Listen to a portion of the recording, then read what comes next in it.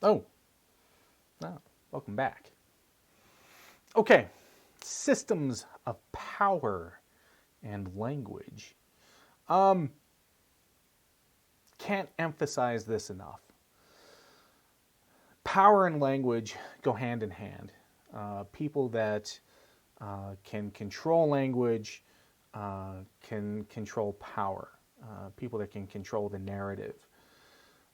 This is really important to understand. Language changes due to who uses it. It can indicate your age, your gender, your socioeconomic standing, your sexuality, your class. It can basically indicate all kinds of different descriptions about who you are and where you fall within that culture. Words have power. They can heal, they can harm, they have historical value, and they can change over time. And we've seen these words change over time in many different ways. You know, for instance, the word gay, right? If we talk about, you know, if we go back 100 years and we talk about being gay was being happy and being having a good time. I'm having a gay time right now. And that was a way of understanding the world. It was like, I'm having fun.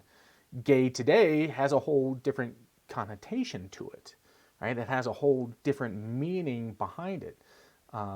When we use that term, it's to describe a sexual orientation, right? And describes a community, not just a term of happiness, right?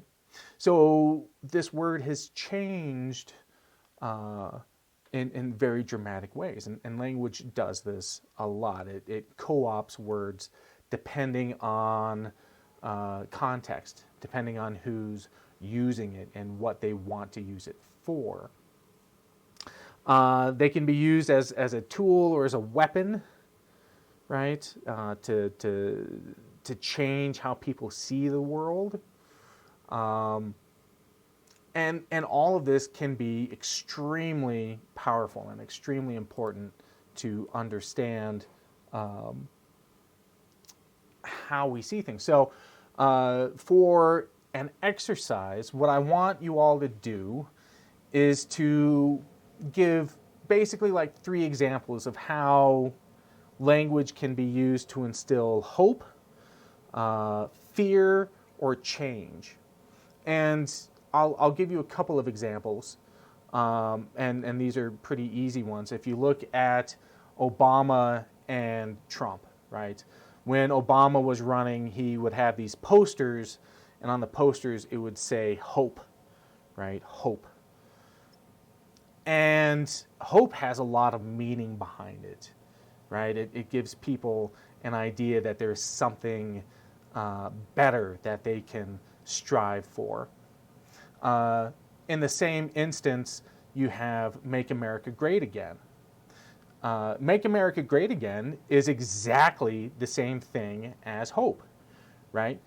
It all depends on context, right? For Trump supporters, when they say Make America Great Again, they believe that there is opportunity, there is hope out there for positive change, right? And for people that see it as something else, right, those words have different meanings. So context is really important when you're looking at how one word or one sentence can have.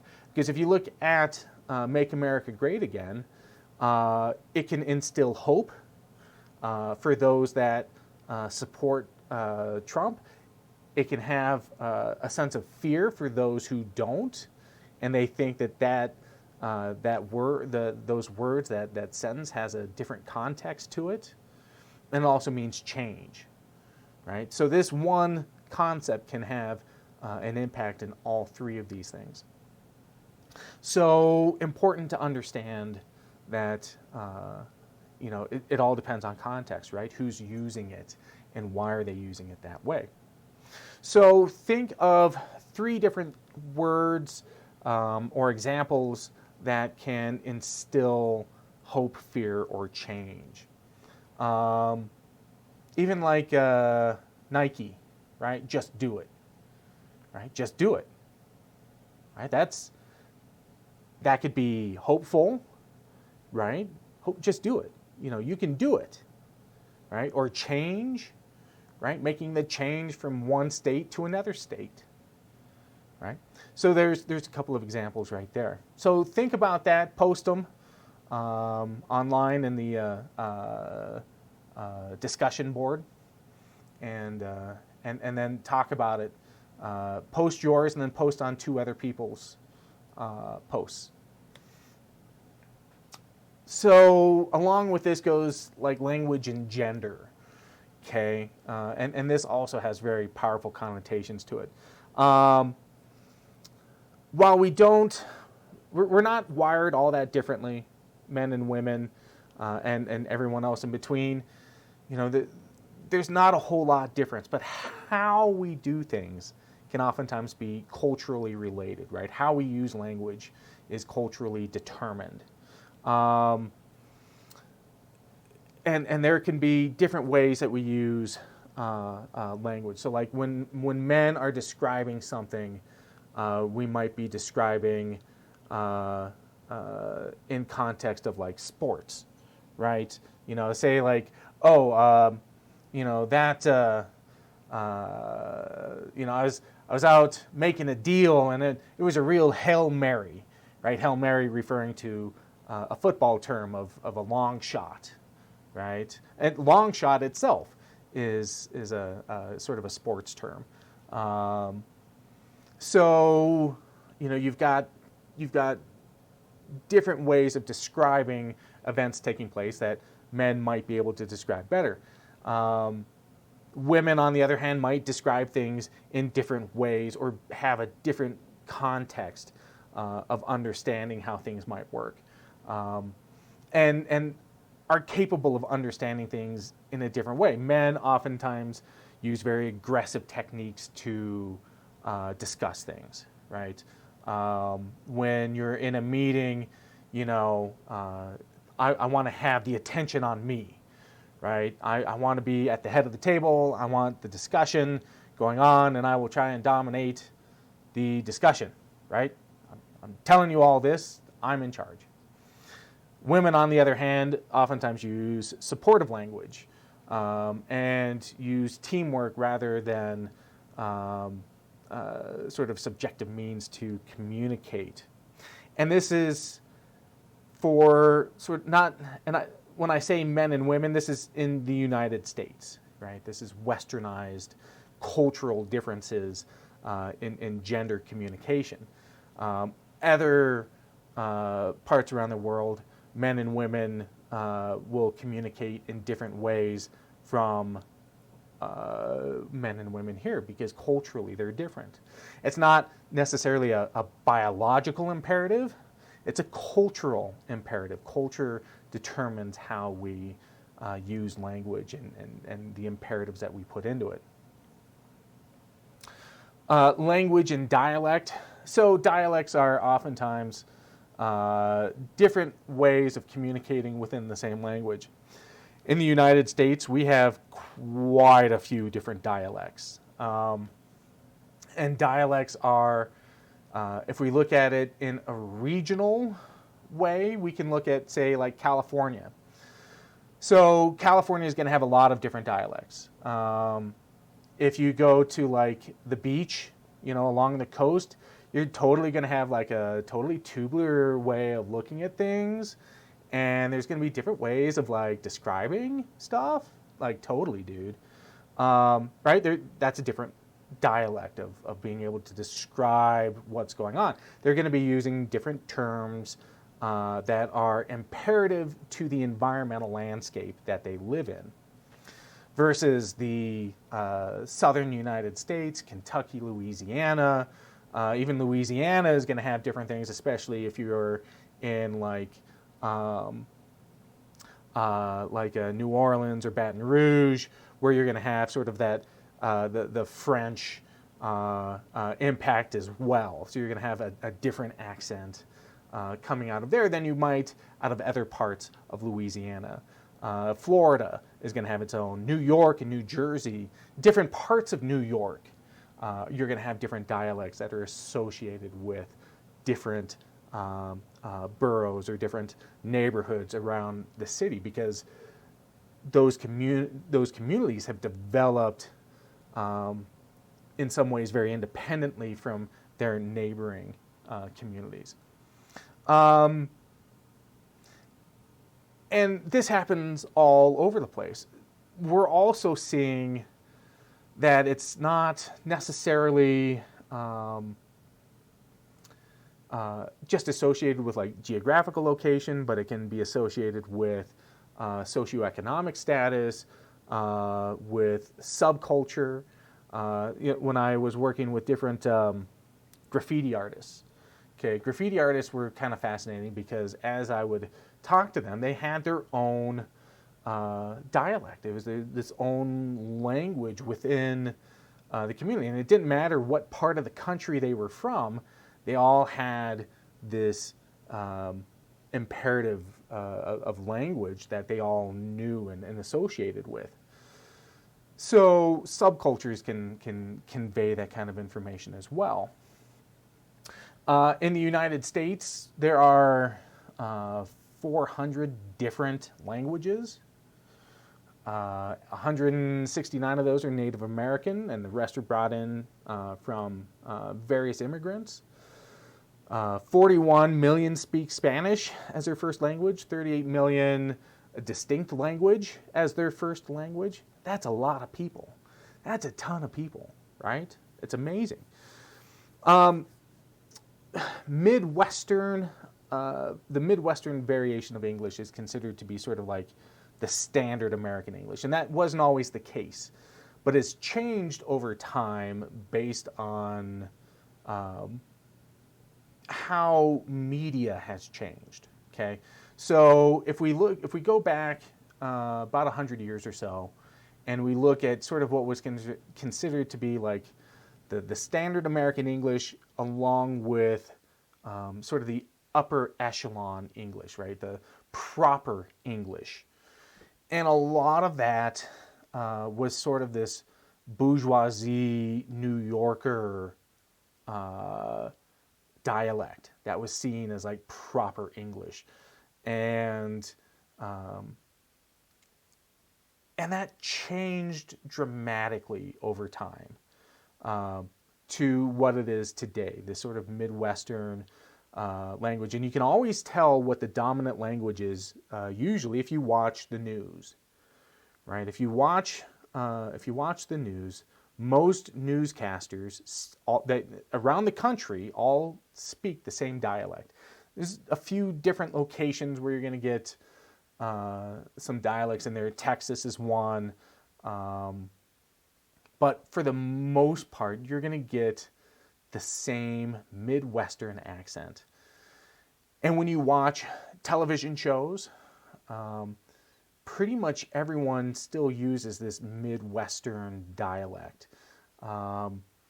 And it conveys all of that information. As we watch TV all the time and movies and stuff like that, we have been sort of changing how dialects are a part of our country and how it changes. The more TV and movies you have available to you, the more Midwestern English is going to be in your own dialect. Places that are removed, more rural areas, or oftentimes areas that are steeped in poverty, that don't have access to a lot of that, you're going to find more distinct dialects. And it's because that cultural influence, right? So it's fascinating to kind of think about how languages are changing, so that even though we might have all of these languages coming in, it's being all sort of adapted into one much larger idea of language, that there is or dialect, this Midwestern accent is becoming a very, very dominant aspect. And because of the hegemonic power of the United States, and we're outputting all of our media around the world, this is becoming sort of the dominant language, the dominant English variation of language out there. So when people are learning English, it's not so much British English or New York English or the California coastline English. It's this, Midwestern English that they are learning. Dialects are also not necessarily connected to, or they don't have to be verbal. They can also be nonverbal. So one of the things we're going to be talking about here is like code switching. Code switching is something we do all the time. In the news over the last few years, and even in some of our academic teachings, we talk about code switching and why it's bad, right? Why code switching is bad, or it can be bad. And I'm not into the bad aspect of code switching. Code switching happens all the time.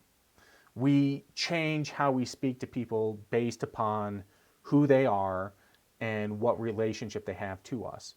I code switch all the time if I'm talking to my mom versus when I'm talking to my bear. Oh, he's such a good boy. Oh, what a good boy. Okay, that's code switching, right? If I'm talking to students, I'm code switching because I'm going to talk to you in a particular way versus if I'm going to be talking to other folks, right? So we use code switching on a constant basis, and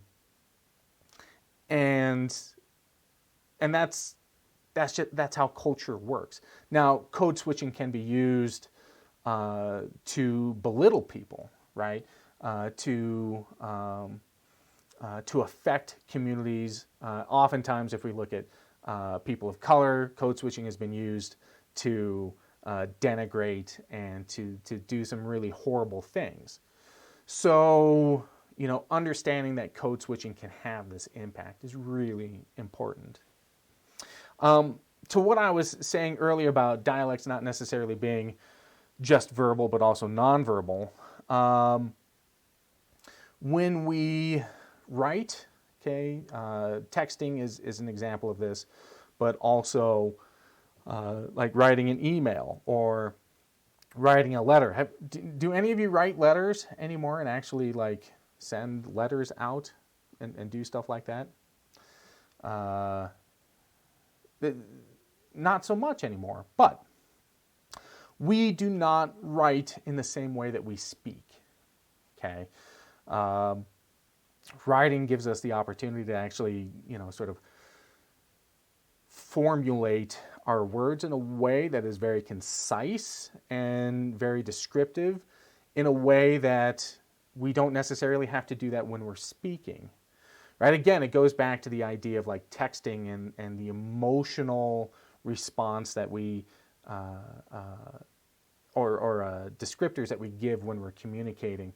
I can tell you, or you can tell if I'm happy, if I'm really excited about things, or if I'm sad. Oh man, right? Change of the voice, change of facial features. You can tell all of that. When you're writing, you have to describe all of it, right? And so that changes in the words that you use and in your descriptive language. So that in itself is code switching, right? You're changing the way that you speak. And that's, that's an important understanding of language as well. So when we think about people that, especially if we're looking at like historic documents, it can give us we can read about them, we can read letters back and forth between people, and that oftentimes informs us onto how they would speak or how they thought. But it's still not quite there because we don't speak in the way that we write, And texting also falls into that, although it's a little bit more interesting with when it comes to texting. It's very complex. It can be very straightforward.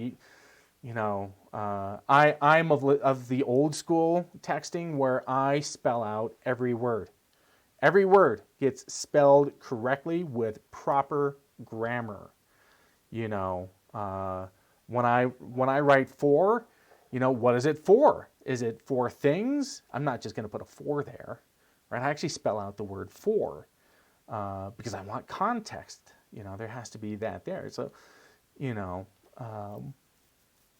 but we're adapting. Younger generations don't necessarily do that. I've gotten texts from people that I'm like, I have no idea what you just told me. I know that you're speaking English here, but I don't get it. I don't get it, right? It's a different type of language, different type of understanding. Historical linguistics. So this is an aspect of anthropology and certainly linguistical anthropology where we understand how language changes over time and how to study that and how those languages are related to each other. So if we look at like Germanic languages, so English and German, Scandinavian, they're all related to this Proto-Germanic language.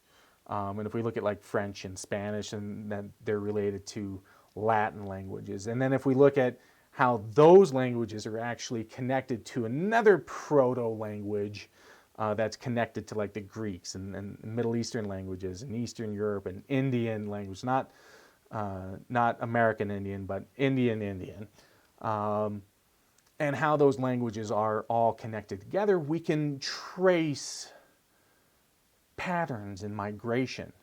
We can see how culture has developed over time and what it took to make those changes and the environmental conditions that could have made those changes and those different linguistical imperatives.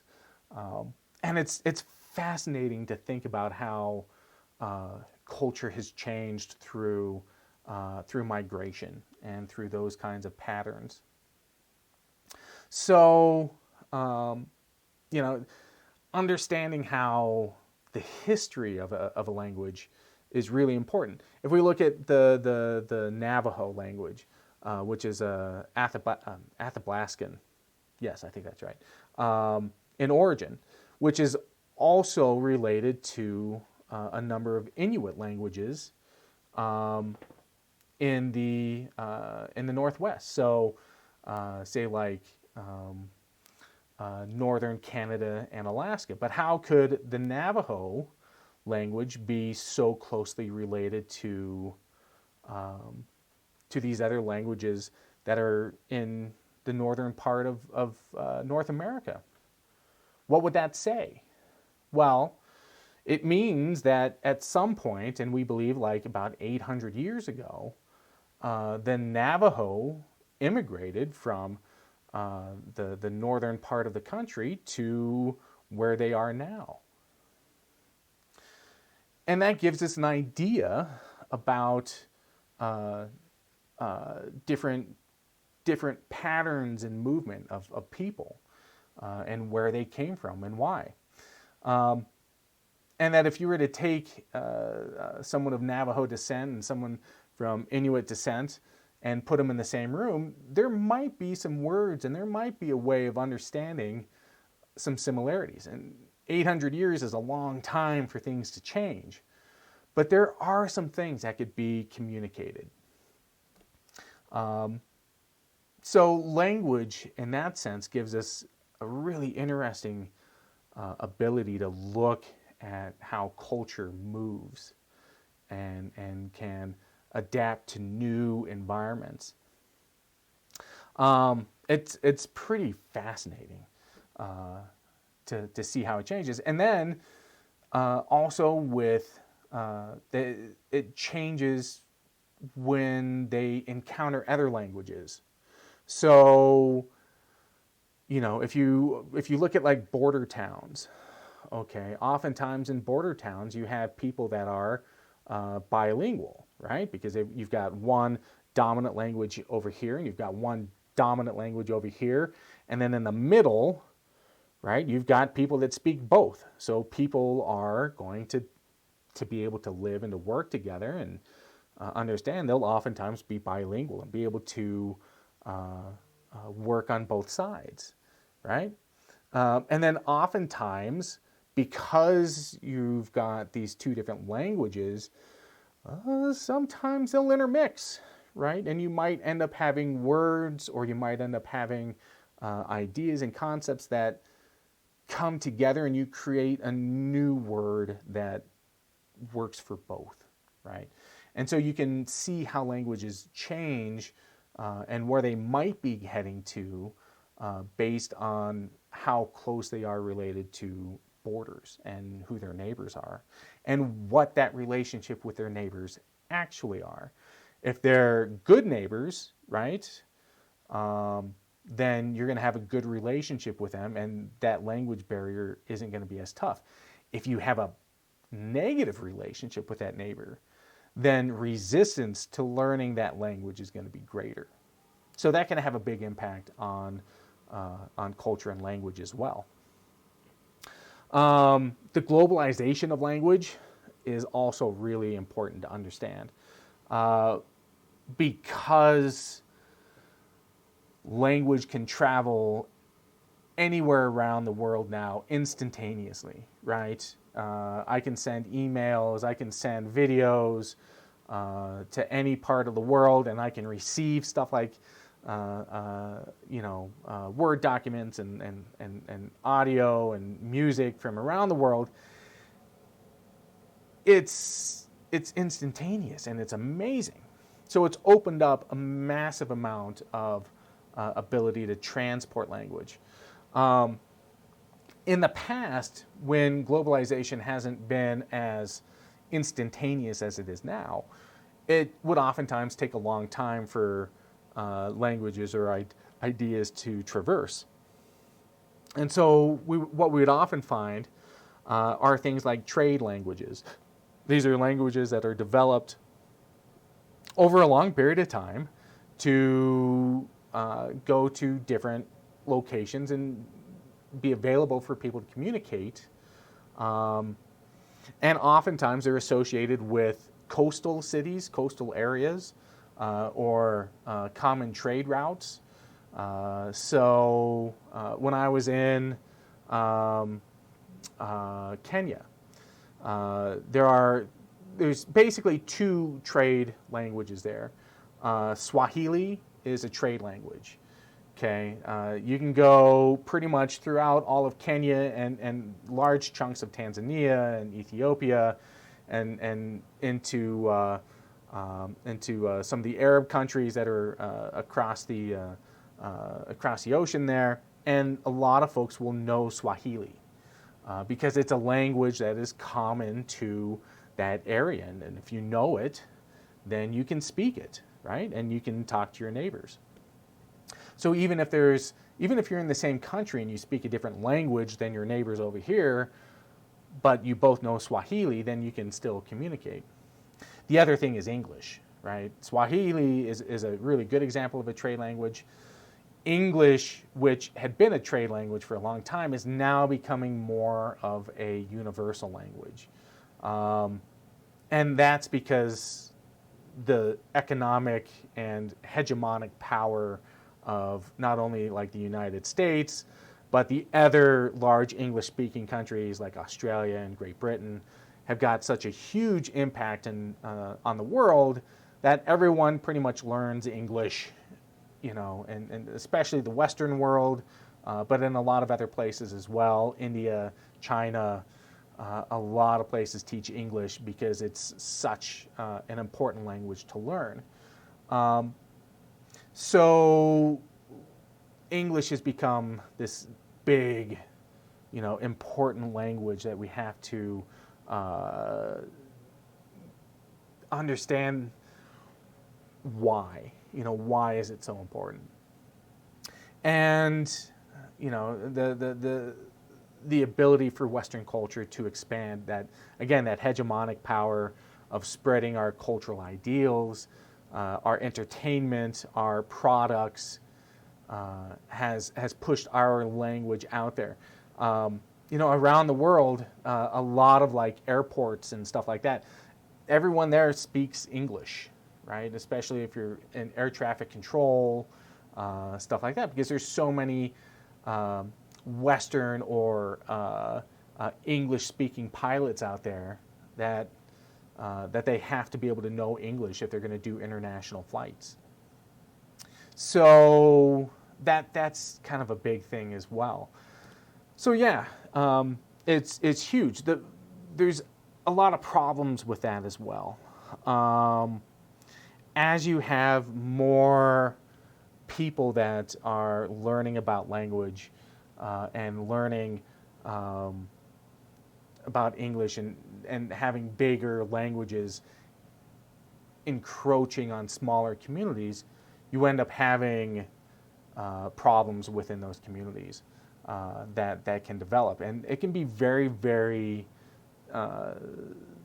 very serious for those communities. And a lot of these languages can start to disappear. And we also see this not only with the encroaching aspect of language going out to smaller areas, it also happens with immigration patterns when you have smaller communities that people are leaving and immigrating to larger cities, the cosmopolitanism. God, I hate that word. When people are migrating from the smaller communities to the big cities, they are leaving behind traditional language, traditional dialect, and adapting to new ones. And then they might not necessarily change, but if they have kids, those kids are going to adapt to the common language, and so they might not have that dialect, and they might not have that religion or not religion, but that language anymore. So lots of smaller languages are being threatened to not only become to disappear, but to be completely forgotten. And this creates a major issue because the loss of language means absolute doom for a culture. If you lose your language, your culture no longer exists. Okay, it is gone, right?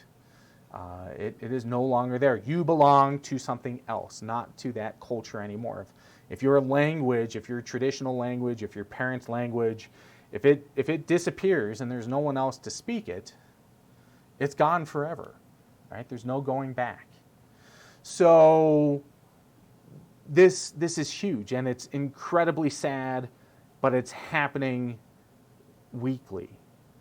Weekly, we are losing a language in this world. Every week another language disappears. And it's so absolutely tragic. It's just absolutely insane. So something to kind of remember when you're thinking about language and when you're thinking about what's happening. It's scary. It really is. That we're losing so much, so many different ideas and perspectives, and cultural knowledge that could benefit humanity in general is being lost at a prodigious rate. Now, there are many more ways of helping to record that information and to save it, but it's not the same, right? And so, and a lot of linguistic anthropologists, that's what they go out and do, is they record language because they know that those languages are being threatened. And that is certainly the case in the United States when we look at a lot of Native American languages that are disappearing with every generation. The language is quickly going away, and it's absolutely devastatingly sad. So we've got these issues where when we're looking at the loss of language, it's done through the process of acculturation, through a more dominant culture coming in, American hegemony, sending all of this stuff out, people wanting to learn English and not so much the traditional language, and culture change. But it's also done intentionally. This is something that has been happening. It is a continual process in the United States, where we have things like the BIA boarding schools. And the BIA, it's the Bureau of Indian Affairs. And quite a while ago, when American policy was set that, we need to deal with this Indian problem, right? That was kind of like the American policy. We've got this. We can't just kill them all, right, and take their land. We have to treat them a little bit more with more respect. So we need to kill the Indian and save the man. This was American policy for a long time, and to some people's views, still happening today,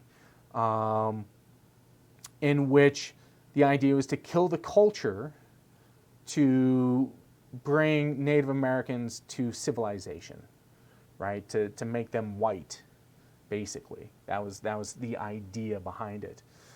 So you end up having these BIA boarding schools that were put into place, where kids were taken away forcefully in many ways, and sometimes voluntarily, but never really voluntarily, if you understand what I'm saying.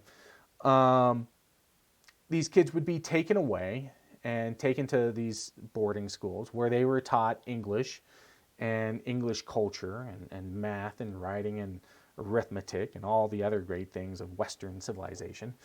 And if they were caught speaking their own language, they would be punished. They couldn't wear traditional clothing. If they had long hair, their hair was cut off, especially if you were a boy. You'd have to have short hair, so they'd cut off all your hair. And then after a few years at the boarding school, then you might get sent back to your reservation, right, to where your family is. But what is your identity now? Are you still Native? Can you even speak the language? If you haven't spoken it for years, right? Can you go back and be a part of that family? And can you be a part of that community? And the answer is yes and no, right? You've been fundamentally changed by this process, by these boarding schools that have, basically tried to strip you of your culture. And sometimes families would disappear, and some of these kids would be orphaned out, and adopted by white families. And that was a popular thing. That was actually a popular thing to do, was to adopt Native kids, and all in an attempt to destroy these cultures, destroy these communities culturally, and in a very vicious and insidious way. So, and I've known people that have been in these boarding schools, and there are boarding schools still going on today. There are communities that can't afford schools, or there are these, you might go onto a reservation and they don't have any local schools, so they have to send their kids off to other schools, and sometimes they are boarding schools that might be in another state. And this is still going on today. And so they'll go get their education there with other Native groups. Now, it's not nearly as bad as it used to be, but it ain't great by any means. And if you're like at the, for instance, with the Ute Mountain Tribe, where there's not a large population, you've got two choices. You can go to Cortez and go to, a westernized school, right? Traditional American high school, where less than 50% of kids that go to that high school graduate. Less than 50%. Or you can go to a boarding school, and graduation rates there aren't that much better. And there's discrimination, and there's institutional discrimination. There's all kinds of things that are going on that are happening to these kids because they don't have any other choice, right? And then there's also issues with like going to college, right? So I think it's about 3% of this community actually get like a bachelor's degree or an associate's degree, and then less than 1% that go on to a professional degree like master's or above. So education, it's not that education necessarily is a bad thing, but it's the type of education, right? And there's a term that's been used, a derogatory term called like if you could be a Johnny Apple, right? Johnny Apple refers to a Native American that's red on the outside and white on the inside, right? And it's this acculturation process, right? You're no longer Indian. You went to Western schools and learned Western practices, and you're more white than you are red.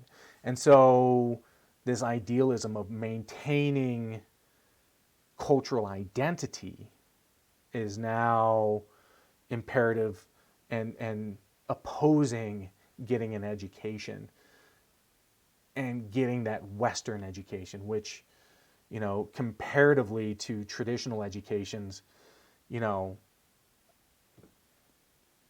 it's so aggravating to think about this kind of stuff, that I certainly can't blame anyone for not wanting to get that kind of an education, even though I'm in that educational system. I'm as a faculty member, I teach Westernized education, but if I'm from another culture that's being oppressed by that culture, would I want to engage in this educational system? And I don't think that I would. So, the plights of other cultures and what they have to deal with, especially when it comes to language, education, idealism, oppression, power, all of these things can have a major impact. This is the slide that kind of outlines all of this kind of stuff, and I mean, I think about it. 1978, the Indian Child Welfare Act of 1978. That was 2 years before I was born. Okay, and that ended the practice in which the United States could forcibly take kids away from their parents and from their communities and send them to BIA boarding schools. Just think about that for a second. That was 43 years ago. 43 years ago this practice ended. And that was forcibly. That's not voluntarily, okay? Because after that, there were a lot of communities that continued the practice because there was no other options. Because they were also forced to get an education, right? We have laws in this country about going to school. So, yeah, it's when you think about language and what kind of an impact it can have on communities, it's really important to understand the dynamics of that culture, that community, their relationship with their neighbors, right? So, in conclusion, language is powerful and it determines who we are. It defines who we are and what we want to do in our community and our culture. It's a way that we can trace our ancestry, right? Where we come from, who our forebears are. It's not just spoken, language is written, it combines gestures, nonverbal sounds and utterances, and the use of space, right? How we speak is not always, may not always resemble how we write, talking about code switching.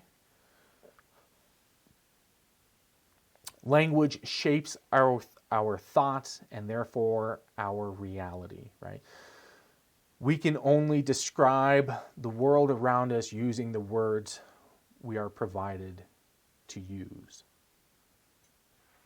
The larger our vocabulary is, the greater conception of the universe we can examine.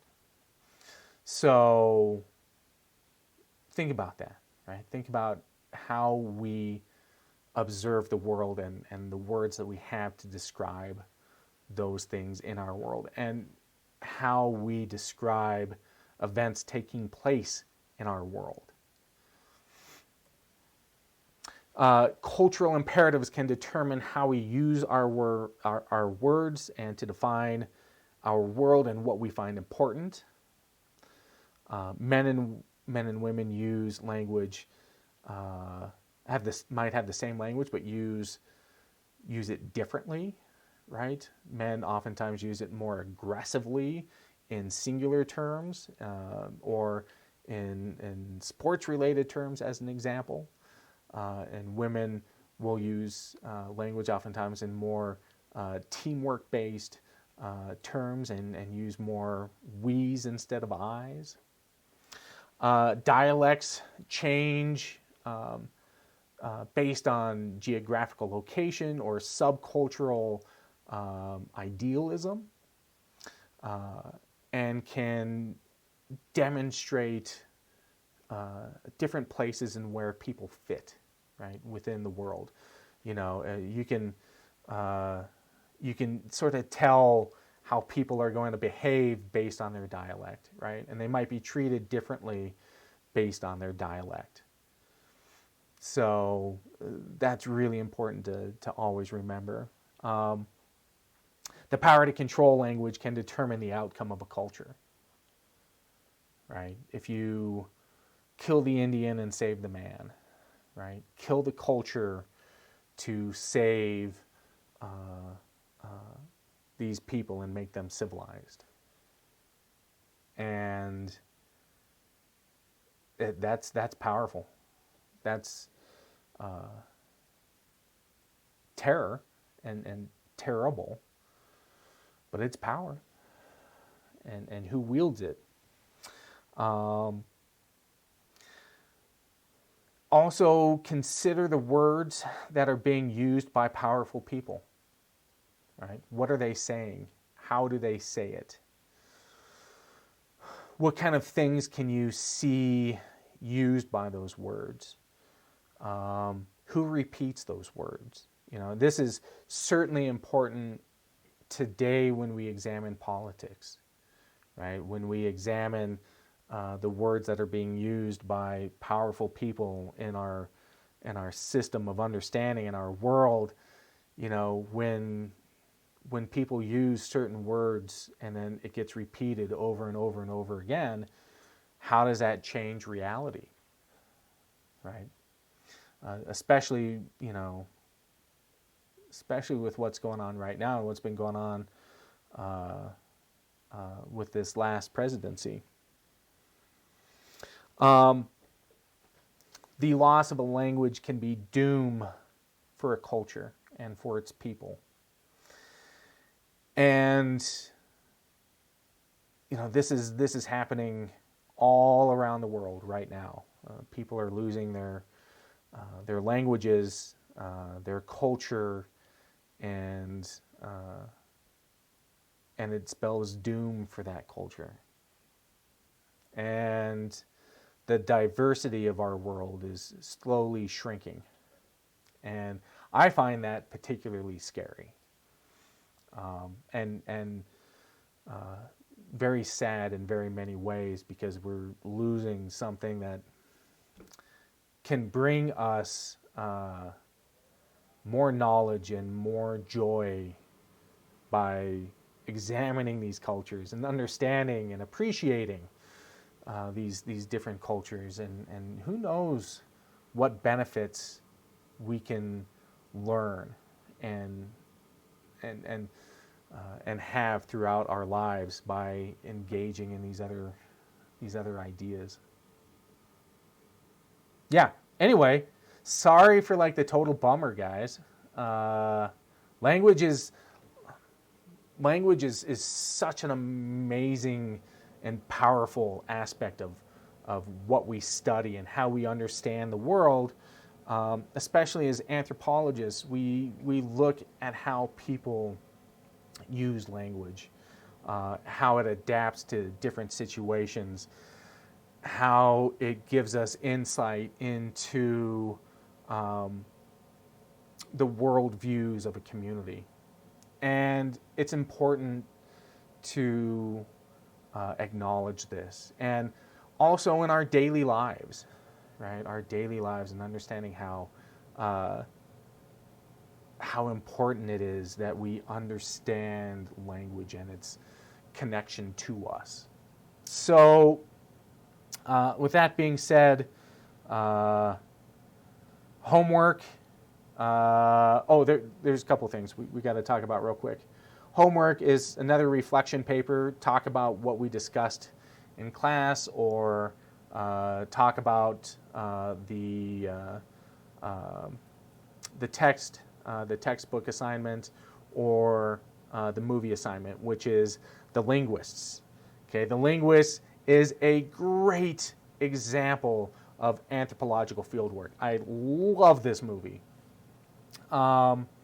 because it really is a fantastic example of what it's like to do anthropological fieldwork and all of the pitfalls that you can encounter out in the field, and all the little things that that will surprise you.